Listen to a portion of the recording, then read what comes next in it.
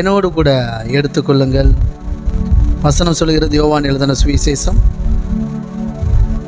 1 யோவான் 5வது அதிகாரம் 1ஆம் வசனத்திலிருந்து வாசிப்போமா. இயேசுவானவரே கிறிஸ்து என்று விசுவாசிக்கிற எவனும் தேவனால் பிறந்திருக்கிறான். கரங்களை தட்டி சொல்லுங்கள். ஏசப்பா தான் கர்த்தராகிய இயேசு கிறிஸ்து. அவர் தான் தேவனுடைய குமாரன், அவர் தான் இரட்சகர், அவர் தான் நம்மளை காப்பாற்ற போகிறான்னு எத்தனை நம்புகிறீங்க? நீங்கள் தான் தேவனால் பிறந்திருக்கிறீர்கள்.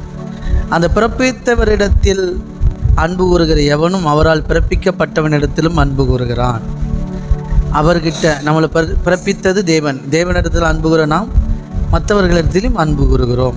அப்போ தேவனிடத்தில் நம்ம அன்பு கூறினா மற்றவங்களிடத்துலையும் ஈஸியாக அன்பு கூறுவோம். ஓகே, நாம் தேவனிடத்தில் அன்பு கூர்ந்து அவருடைய கற்பனைகளை கைகொள்ளும் போது தேவனுடைய பிள்ளைகளிடத்தில் அன்பு கூறுகிறோம் என்று அறிந்து கொள்கிறோம்.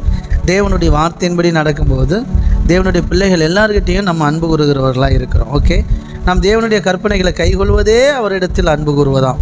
அவருடைய கற்பனைகள் பாரமானவைகளும் அல்ல. கரங்களை தட்டி நம்ம இப்படி இருக்கணும், விசுவாசிக்கணும், இப்படி நம்பணும், இப்படியெல்லாம் நல்ல வாழ்க்கை வாழணும் அப்படின்னு சொல்கிறோம் இல்லையா? இதெல்லாம் ரொம்ப கஷ்டம் பிரதர் எங்கே பிரதர் அப்படின்லாம் யோசிக்க வேண்டாம். சொல்லுங்கள், தேவனுடைய கற்பனைகள் எல்லாம் பாரமானவைகள் அல்ல. எப்படி? தேவனிடத்தில் அன்பு கூறணுமா, பிறரிடத்தில் அன்பு கூறணுமா? தேவனிடத்தில் நீங்கள் அன்பு கூற உங்கள் வாழ்க்கை அப்படியே மாறும். ஏன்னா வசனம் சொல்லுது, தேவனிடத்தில் அன்பு கூறுகிறவர்களுக்கு அவர் ஏற்படுத்தி வைத்திருக்கிற நன்மைகளை கண் காணவும் இல்லை, காது கேட்கவும் இல்லை, பிறருடைய இருதயத்தில் அது மனுஷருடைய இருதயத்தில் அது தோன்றவும் இல்லை. ஆமாம், கர்த்தரோ நமக்கு அதை தம்முடைய ஆவியினால் வெளிப்படுத்துகிறார். ஆமென். எத்தனை விசுவாசிக்கிறீங்க? அப்போது தேவனிடத்தில் அன்பு கூற உங்கள் வாழ்க்கை மாறிக்கிட்டே இருக்கும். பிறரிடத்துலேயும் அன்பு கூறுவீங்க, தேவனுடைய கற்பனைகளை நிறைவேற்ற ஆரம்பிச்சிடுவீங்க, தேவனுக்கு பிரியமான ஒரு வாழ்க்கை வாழ ஆரம்பிச்சிடுவீங்க. ஓகே, சரி. அப்படி சொல்லிட்டு தான் சொல்லுங்கள், தேவனுடைய கற்பனைகள் எனக்கு பாரமானது கிடையாது. இவ்வளவு நாள் யாரெல்லாம் பாரமாக நினச்சிங்களோ இப்போ பாரமானது இல்லைன்னு நினைக்கும் போதே அந்த கற்பனைகள் கைகொள்ளுகிற பலன் உண்டாகும். எதுவாக இருக்கட்டும், தேவனுக்கு பிரியமாக நீங்கள் வாழ்கிறது, சொல்லுங்கள், தேவனுக்கு பிரியமாக வாழ்கிறது கஷ்டமானது கிடையாது, பாரமானது கிடையாது, ரொம்ப ஈஸி.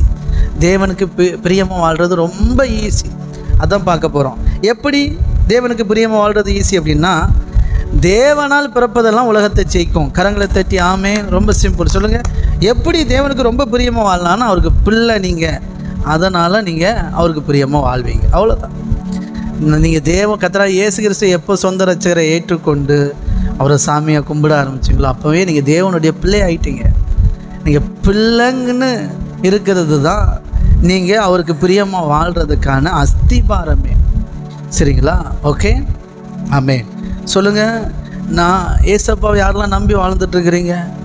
ஏசப்பா தான் நம்முடைய வாழ்க்கையின் அஸ்திபாரம். அவரை தான் நம்பி இருக்கிறேன் பிரதர்.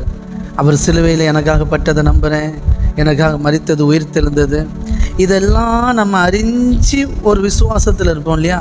அதுதான் நம்மளை வாழ வைக்கும்.